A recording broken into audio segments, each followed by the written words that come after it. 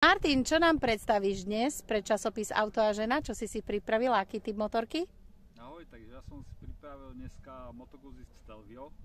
Ako vidíte, vyzerá to ako cestovné enduro. Je to skôr cestovné ako enduro, lebo je to síce vysoký posed, na cesty dlhšie pohodlné, ale predsa len ten, kto pozná túto značku, tak vie, že to je tvrdšia motorka, ktorá vyžaduje tvrdšie zaobchádzanie a pevnejšiu ruku.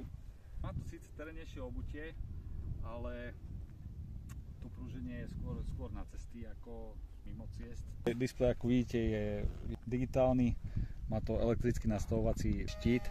Za mňa osobne trošku ten štít, keby bol vyšší, lebo predsa len tým, že som trošku vyšší človek, tak je pre mňa určená je pre tých, ktorí chcú jazdiť na dlhšie trasy. Určite odporúčam dokúpiť nejaké úložné priestory, nejaké kufre.